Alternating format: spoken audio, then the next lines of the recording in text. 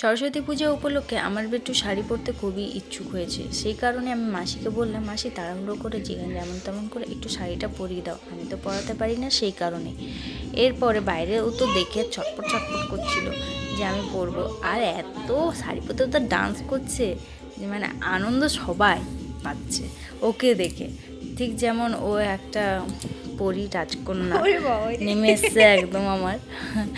মাঝি তো হাসিতে একদম কুল পায় না। আর মানে এইরকমভাবে শাড়ি পরছে যেমন ও একদম পাক্কা পুরি। আবার ওকে বলছে মাসিকে যে কুচিটা এরকম এরকমভাবে করো, আবার থ্যাংক ইউ জানাচ্ছে। এত বদ মেয়েটা। যাই হোক, হয়ে গেছে ওর শাড়ি পরা। এরপরে আমরা একটু বললাম যাই বাইরে থেকে একটু ঘুরে আসি। তো মাসি বলছে দাঁড়াও, ভালোভাবে পিলাপটা না করলে খুলে যাবে। তো আমি ভাবছি আমাদের মতন শাড়ি পরা। তো সেই যাই হোক পরা হয়ে গেছে। এরপরে আমরা বাইরে চলে যাব।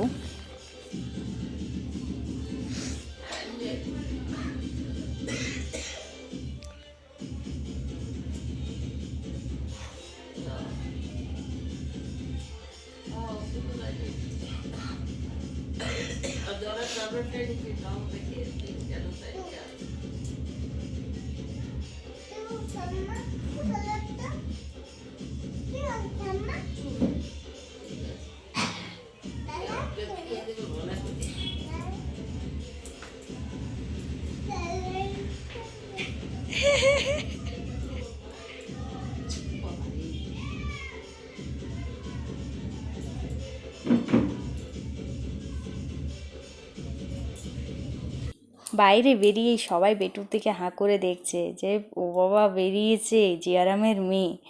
আর বেটুর কি আনন্দ মাসির কোলে চেপে। আমি বললাম একটু ভিডিওতে ক্যাপচার করেই নিই। তো এরপর দুর্গা মন্দির পৌঁছে বেটু দেখছো সবাই কীরকমভাবে হাঁ করে আছে। আমার তো লজ্জা লেগে গেছিলো, একটু একটু লজ্জা লাগছিলো।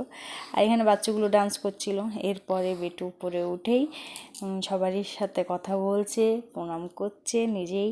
আমাকে কিছু বলতে হয়নি, ও নিজে নিজেই করছে। তারপরে বলছে মা একটু ভিডিও করো, ওইখানে যাব মা, সরস্বতী ঠাকুরকে একটু দেবো গাঁদা ফুল। ও মা ভাবছে একদম জ্যান্ত, ও মনে হচ্ছে জ্যান্তই দেখতে পাচ্ছে। হয়তো আমরা মাটির প্রতিমা দেখতে পাচ্ছি, কিন্তু সে একদম জ্যান্তই মনে হচ্ছে। আর এরপরে এখানে নুনিছি গানটা পেয়েছে হয়েছে ব্যাস। তারপরে বেটুর ডান্স একটু এখানে হয়ে গেছে। এরপরে আমরা বাড়ি চলে এলাম।